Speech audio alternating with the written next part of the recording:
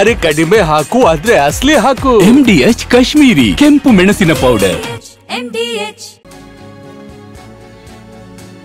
ಎಷ್ಟರ ಮಟ್ಟಿಗೆ ಕೊನೆ ಕ್ಷಣದ ರಹಸ್ಯ ಹೆಂಗೆ ಬಂದು ಯಾರಾದರೂ ಯೋಚನೆ ಮಾಡೋಕ್ಕಿಂತ ನಾವು ಟೆರೇಸ್ ಮೇಲೆ ನಿಂತಿದ್ವಿ, ವಿಮಾನ ನೋಡ್ದೇ ಹೊತ್ಕೊಂಬಿತ್ತು. ಹಾಗೆ ನೋಡಿ, ಈಗ ವಿಮಾನ ಏನಾದರೂ ಮೇಲ್ಗಡೆ ಹಾರಾಡ್ತಿರುವಂಥ ಸಂದರ್ಭದಲ್ಲಿ ಜನ ಭಾಳ ಕುತೂಹಲದಿಂದ ನೋಡ್ತಾರೆ. ಅದನ್ನು ಎಷ್ಟು ಸರಿ ನೋಡಿದ್ರೂ ಕೂಡ ವಿಮಾನ ನೋಡಬೇಕು ಅಂತ ಆ ಸೌಂಡು, ಅದು ಹಾರ್ತಿರುವಂಥ ರೀತಿ, ಇದು ಮರ ಗಿಡಕ್ಕೆ ಬಡ್ದಿದ್ದು ನೋಡಿ ನಾವು ಅಂದ್ಕೊಂಡ್ವಿ ನಮ್ಮ ಕಥೆನೇ ಮುಗಿದೋಯ್ತು ಅಂತ. ನಾನು ನನ್ನ ಮಗಳಿಗೆ ಹೇಳಿದೆ, ಓಡು ಓಡು ಅಂತ ಹೇಳಿದೆ ಅಂತಾರೆ. ಬನ್ನಿ, ನಮ್ಮ ಪ್ರತಿನಿಧಿ ಹರೀಶ್ ಜೊತೆ ಒಂದಷ್ಟು ಜನ ಮಾತಾಡಿದ್ದಾರೆ, ಏನು ಹೇಳ್ತಾರೆ ನೋಡೋಣ. ವಿಮಾನ ದುರಂತ ಆದಂತಹ ಸ್ಥಳದಿಂದ ನಾನಿರುವಂತಹ ಜಾಗ ಕೇವಲ ಕೂಗಳತೆಯ ದೂರದಲ್ಲಿರುವಂತಹದ್ದು ನೋಡಬಹುದು. ಅದೇ ಒಂದು ಹಾಸ್ಟೆಲ್ನ ಕಟ್ಟಡದ ಮೇಲೆ ವಿಮಾನ ಪತನ ಆಗಿರುವಂತಹದ್ದು. ನಾನಿರುವಂತಹ ನಿಂತಿರುವಂತಹ ಜಾಗ ಇದು ಹೌಸಿಂಗ್ ಬೋರ್ಡ್. ಇಲ್ಲಿ 1,000ಕ್ಕೂ ಹೆಚ್ಚು ಮಂದಿ ಇಲ್ಲಿ ವಾಸವನ್ನ ಮಾಡ್ತಾರೆ. ವಿಮಾನ ಪತನ ಆದಂತಹ ಸಂದರ್ಭದಲ್ಲೂ ಕೂಡ ಇಲ್ಲಿನ ಸ್ಥಳೀಯರು ಬಹಳಷ್ಟು ಆತಂಕಗೊಂಡಿದ್ರು. ಇಲ್ಲಿನ ಸ್ಥಳೀಯರು ಕೂಡ ಹೋಗಿ ತಕ್ಷಣವೇ ಹಾಸ್ಟೆಲ್ಗೆ ನುಗ್ಗಿ ಅಲ್ಲಿನ ವಿದ್ಯಾರ್ಥಿಗಳನ್ನ ರಕ್ಷಣೆ ಮಾಡುವಂತ ಕೆಲಸವನ್ನ ಕೂಡ ಮಾಡಿದ್ರು. ಮತ್ತೆ ಈ ಹೌಸಿಂಗ್ ಬೋರ್ಡ್ ನಲ್ಲಿ ವಾಸ ಮಾಡ್ತಿರ್ತಕ್ಕಂತಹ ಮಹಿಳೆಯರು ಕೂಡ ಇದ್ರು. ಆ ಸಂದರ್ಭದಲ್ಲಿ ಏನಾಯ್ತು, ಆ ಸಿಚುವೇಶನ್ ಹೇಗಿತ್ತು ಅನ್ನುವಂಥದ್ದು ಕೇಳೋಣ. उस टाइम क्या हुआ था, क्या सिचुएशन क्या था?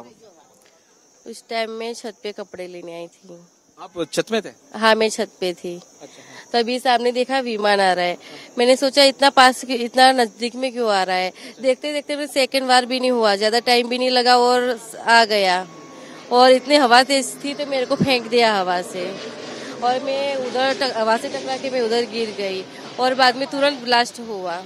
थोड़ी देर के लिए तो मैं उधर के उधर पड़ी रही, और मेरी बच्चियां दोनों नीचे अकेली थी, तो मैं खड़ी हुई इधर और मैं नीचे गई. कितना लोग थे ऊपर छत में? मैं अकेली थी. आप देखा उधर पतन हुआ ना, वो देखा? हाँ, सब देखा, ब्लास्ट हुआ. उस सिचुएशन कैसा था उधर लोग भागा इधर रेस्क्यू करने के लिए? कोई नहीं, कुछ दिख नहीं रहा था, पूरा काला धुआं छा गया था. ब्लास्ट हुआ तुरंत ही. अच्छा, आप कहाँ थे? मैं तो पालनपुर से आई हूँ, बनासकांठा से. इसकी बहन हूँ छोटी. मिलने के लिए आए हैं.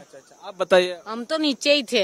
तो नीचे से वो रूम में बैठे थे ना, तो रूम से यूं निकला ना, तो हमको पता चल ही गया कि विमान यहाँ ही बिटकेगा. यहाँ से बहुत नजदीक से गया, बहुत आवाज से.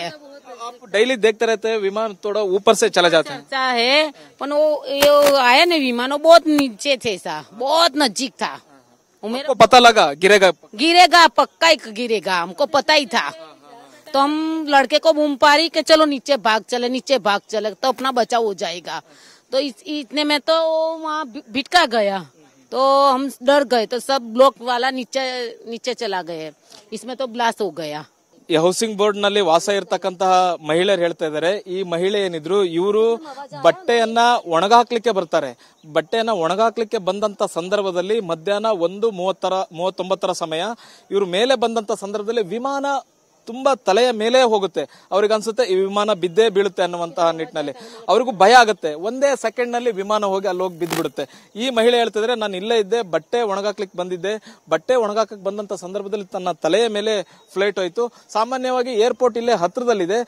ಸಾಮಾನ್ಯವಾಗಿ ವಿಮಾನ ಟೇಕ್ ಆಫ್ ಆಗುವಂತ ಸಂದರ್ಭದಲ್ಲಿ 600-700 ಅಡಿಗಳಷ್ಟು ಮೇಲೆ ಎತ್ತರದಲ್ಲಿ ಹಾರ್ತವೆ. ಆದ್ರೆ ಇದು ಮಾತ್ರ ಕೇವಲ ನನ್ನ ತಲೆಯ ಮೇಲೆ ಹೋಯ್ತು ಅನ್ನುವಂಥದ್ದು. ಮತ್ತೆ ಈ ಒಂದು ಮರ ಏನಿದೆ, ಈ ಮರವನ್ನ ಸವರ್ಕೊಂಡು ಹೋಗಿರುವಂತದ್ದು. ಆ ಮರವನ್ನ ಸವರ್ಕೊಂಡು ಹೋಗಿ ನೇರವಾಗಿ ಆ ಒಂದು ಹಾಸ್ಟೆಲ್ನ ಕಟ್ಟಡದ ಮೇಲೆ ವಿಮಾನ ಪತನ ಆಗಿದೆ. ಇಲ್ಲಿನ ಸ್ಥಳೀಯರಿಗೂ ಕೂಡ ಭಯ ಇತ್ತು, ಮಹಿಳೆಯರಿಗೂ ಕೂಡ ಭಯ ಆಗಿದೆ. ಮನೆ ಒಳಗಿದ್ದವರು ಕೂಡ ಹೆದರಿ ಓಡ್ ಬಂದಿದ್ದಾರೆ, ಏನಿದು ಈ ತರದೊಂದು ಬ್ಲಾಸ್ಟ್ ಆಯ್ತಲ್ಲ ಅನ್ನುವಂತಹ ನಿಟ್ಟಿನಲ್ಲಿ. ಕ್ಯಾಮ್ರಾ ಪರ್ಸನ್ ಗಣೇಶ್ ಪ್ರಸಾದ್ ಜೊತೆ ಹರೀಶ್, TV9 ಅಹಮದಾಬಾದ್.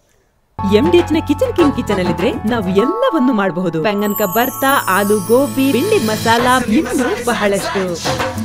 MDH